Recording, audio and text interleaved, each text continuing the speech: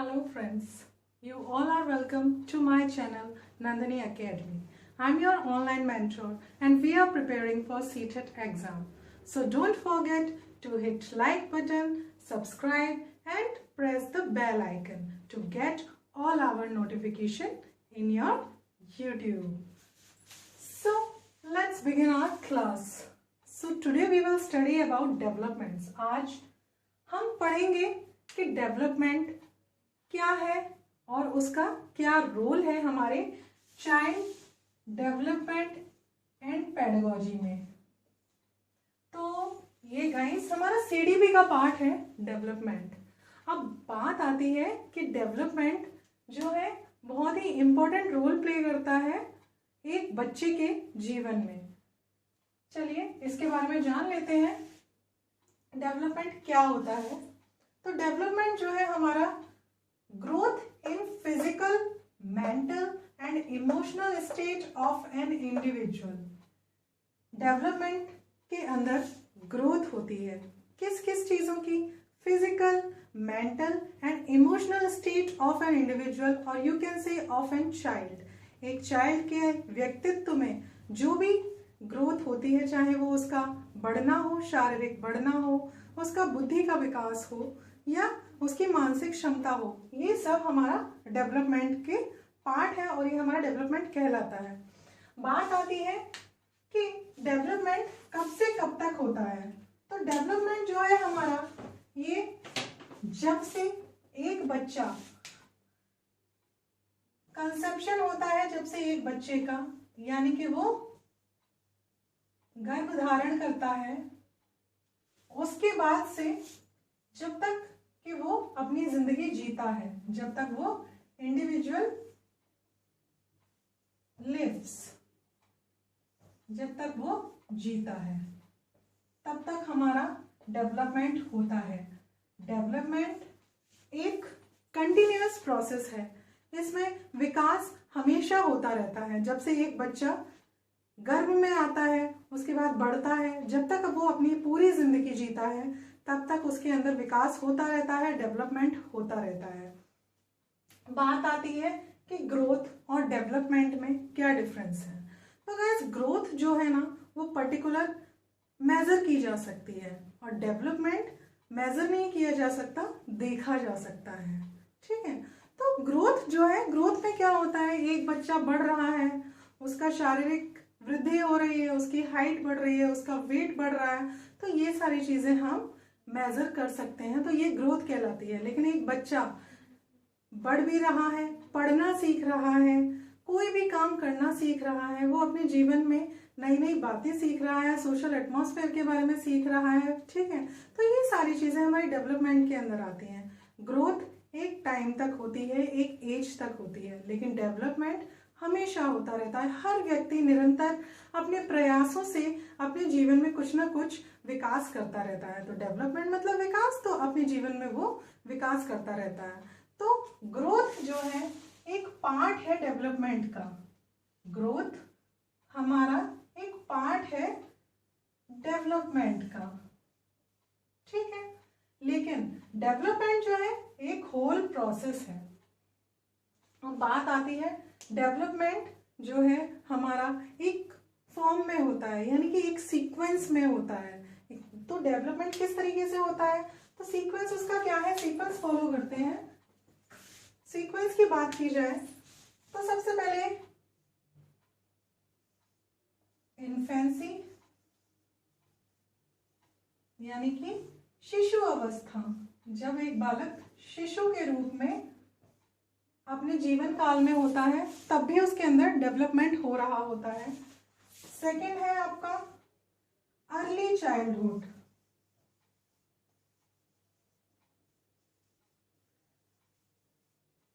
Early childhood यानी कि पूर्व बाल्यावस्था।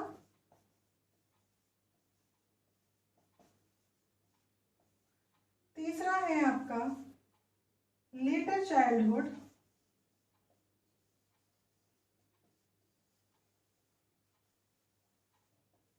यानी कि आपका बाल्यावस्था के बाद का काल। ठीक है, चौथा है आपका एडोलसेंस। एडोलसेंस यानी कि किशोर अवस्था।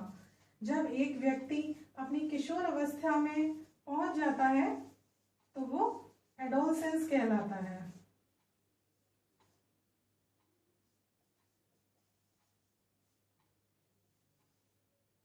और इसमें फिफ्थ है मैच्योरिटी। मैच्योरिटी यानी कि जब उसके अंदर, जब वो व्यक्ति पूरी तरीके से मैच्योर हो जाता है, यानी कि वो व्यक्ति परिपक्वता की तरफ बढ़ जाता है, तो वो मैच्योरिटी कहलाता है।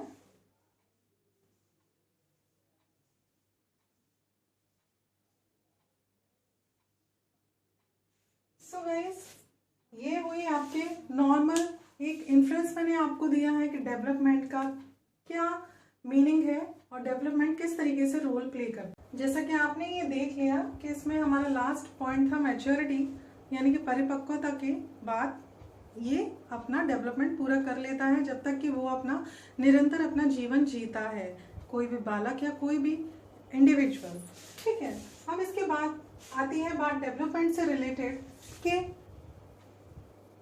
जो भी चेंजेस होते हैं रिलेटेड टू ग्रोथ से रिलेटेड जो भी चेंजेस होते हैं और वो हमारी मैच्योरिटी की तरफ बढ़ते हैं, वही डेवलपमेंट कहलाता है।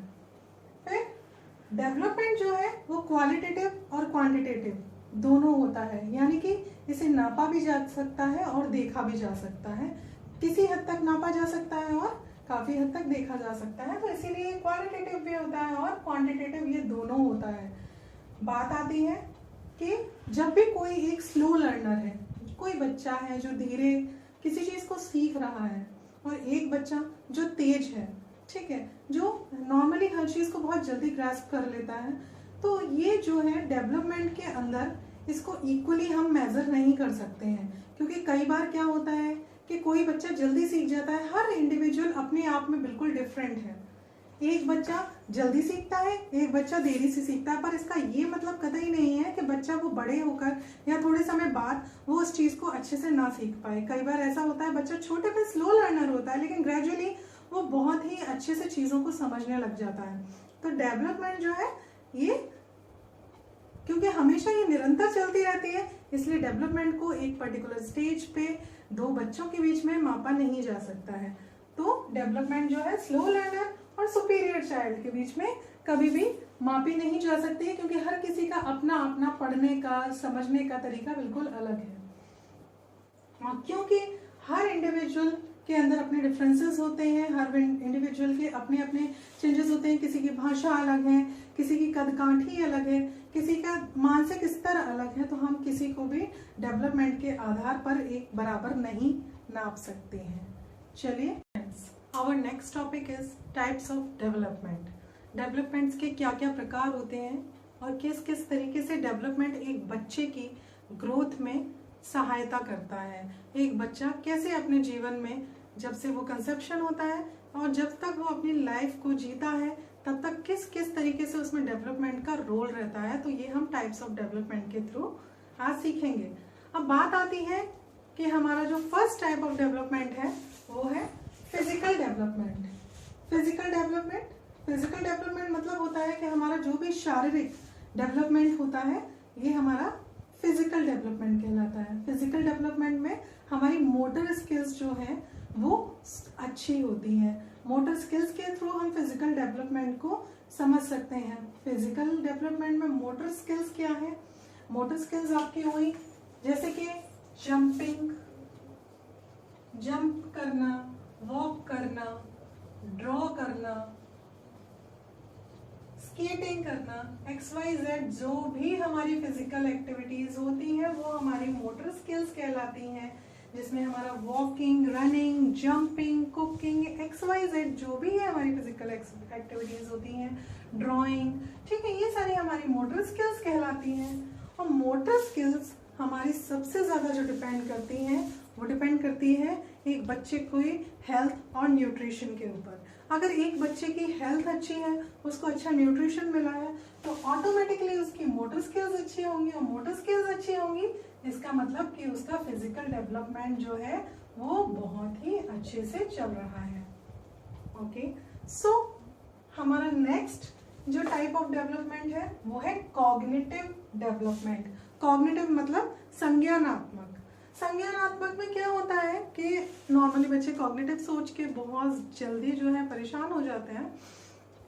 तो कॉग्निटिव का मतलब है कि इंटेलिजेंस पे बेस होता है ये, कि एक बच्चा किसी चीज को अपने इंटेलिजेंस के थ्रू अगर समझ लेता है तो वो कॉग्निटिव डेवलपमेंट कहलाता है। ये हमारे सेंसेस के थ्रू होता है। हमारे सेंसेस जो है हमें बताते हैं कि क्या चीज सही है और क्या चीज नहीं है, यानी ये हमारा इंटेलिजेंस बेस्ड हो गया। तो सेंसेस के थ्रू हम जो चीजें देख रहे हैं, सीइंग के थ्रू हम जो चीजें सुन रहे हैं, लिसनिंग के थ्रू हम जो चीजें टच करके महसूस कर सकते हैं, उन चीजों के थ्रू हम अपनी नाक से स्मेल करके जिन चीजों को समझ सकते हैं, यानी कि स्मेलिंग के थ्रू, और हम अपनी टंग से जो भी चीजें टेस्ट करके समझ सकते हैं, तो ये चीजें हमारे टेस्टिंग के अंदर आ गई, यानी कि ये सारी चीजें हमारी कॉग्निटिव डेवलपमेंट के अंदर आती हैं। अब हमारा नेक्स्ट डेवलपमेंट जो है वो है social and emotional development. Social and emotional development किस तरीके से होता है?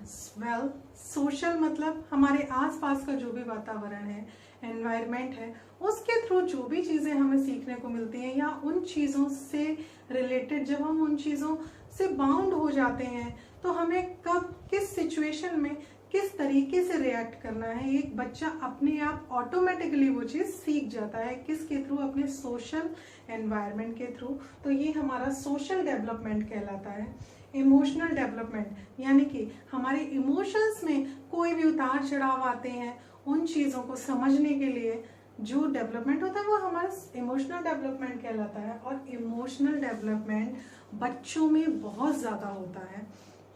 बच्चे नॉर्मली किसी भी चीज़ को देख के जल्दी भावुक हो जाते हैं, उस चीज़ के लिए जल्दी से अट्रैक्ट हो जाते हैं। बच्चे हर चीज़ के लिए जिद करने लगते हैं। अगर वो चीज़ उनको नहीं मिलती है तो वो उस चीज़ पे बहुत ज़्यादा जिद्दीपना अपना दिखाते हैं।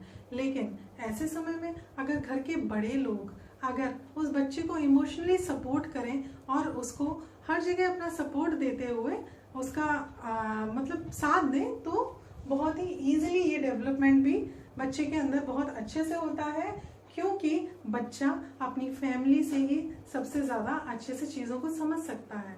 तो जब भी कभी कोई बच्चा इमोशनली डिस्टर्ब्ड हो तो घर के बड़े लोगों का उसमें बहुत ज़्यादा रोल होता है।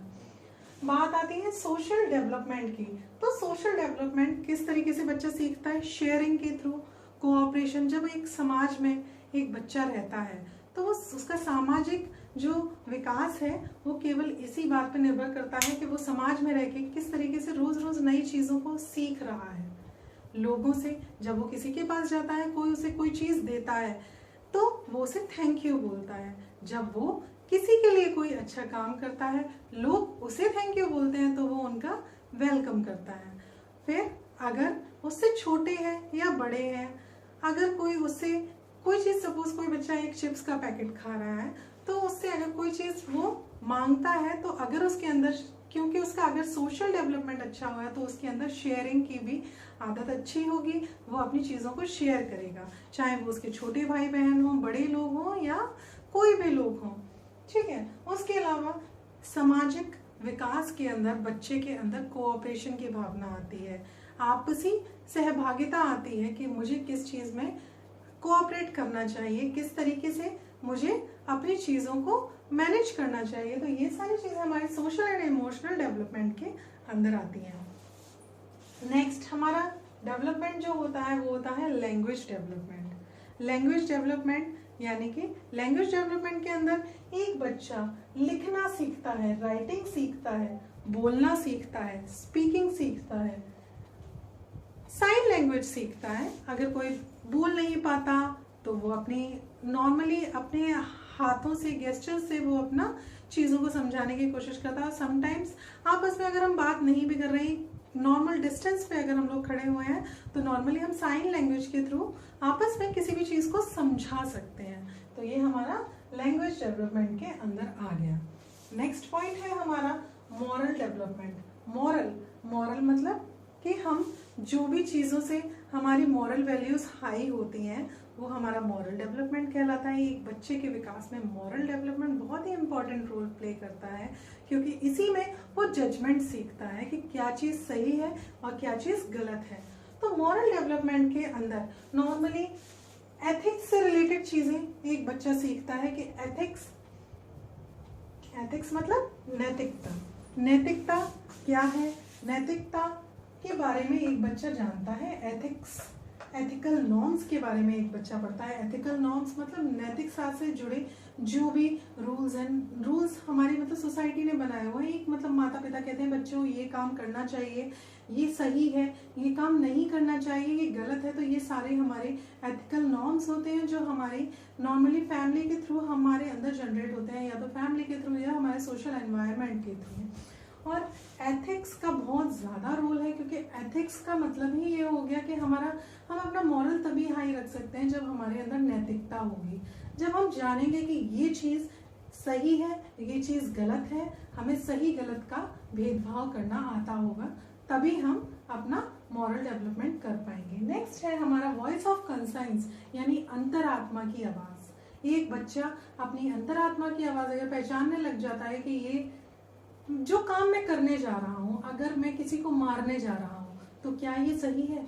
क्या ये सही है कि मैं किसी को मारूंगा, उससे उसके चोट नहीं लगेगी, उससे उसे कोई नुकसान नहीं होगा। लेकिन जब एक बच्चा इस चीज़ को समझ जाता है कि मैं अगर इस बच्चे के कोई पत्थर मार दूंगा तो इसके चोट लग जाएगी, ये हमारी अंतरात्मा की आवाज़ है जो हमसे मना कर रही है कि नहीं, ये काम नहीं करना है। तो ये हमारी वॉइस ऑफ कंसाइंस होती है। वॉइस ऑफ कंसाइंस के थ्रू हम अपना मॉरल डेवलपमेंट करते हैं। ठीक है, नेक्स्ट है हमारी एबिलिटी टू जज।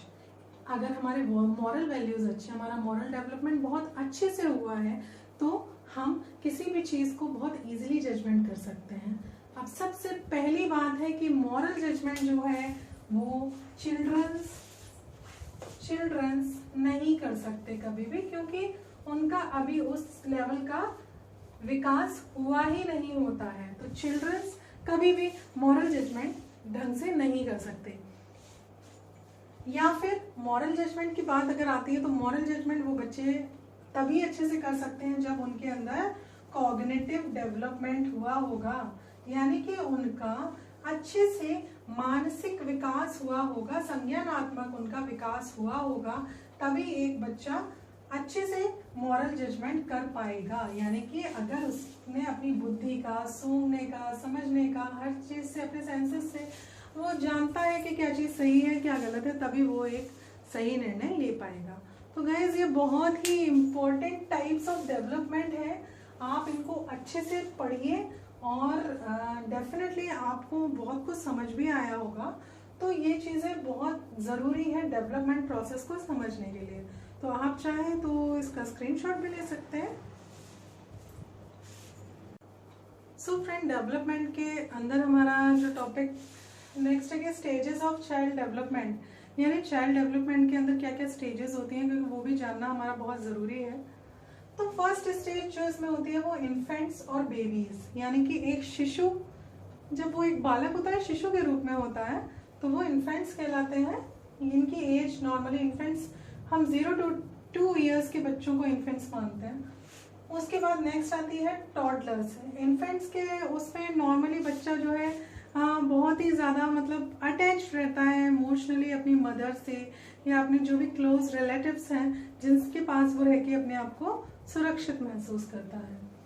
सेकेंड है टॉडलर्स या प्री स्कूलर्स। टॉडलर्स मतलब जो अच्छे से बच्चा थोड़ा एक्टिव हो गया है, वो यस और नो कहना सीख गया है। वो अगर आप उससे किसी चीज़ को पूछते हैं और वो उस चीज़ को पसंद करता है तो वो यस करेगा, अगर उसे वो चीज़ नहीं चाहिए तो वो नो करेगा। तो ये सारी चीज़ें टॉडलर्स के अंदर आ चुकी होती हैं। यानी प्री स्कूलर्स वो अपना जनरली अपने मतलब अपना नॉर्मल रेगुलर रूटीन जो है 3 ईयर्स के बाद, जैसे हल्का फुल्का ये टॉयलेट, वॉशरूम यूज़ करना, ये सारी चीज़ें वो सीख चुका होता है। तो ये हमारे टॉडलर्स और प्री स्कूलर्स में आते हैं जिनकी एज हम 2 to 5 ईयर्स के अंडर में इन्हें रखते हैं।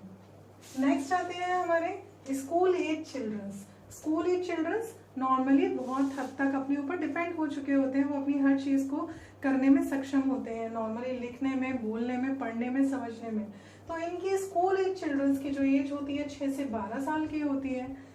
फिर नेक्स्ट आते हैं एडोलसेंट्स और टीनेजर्स।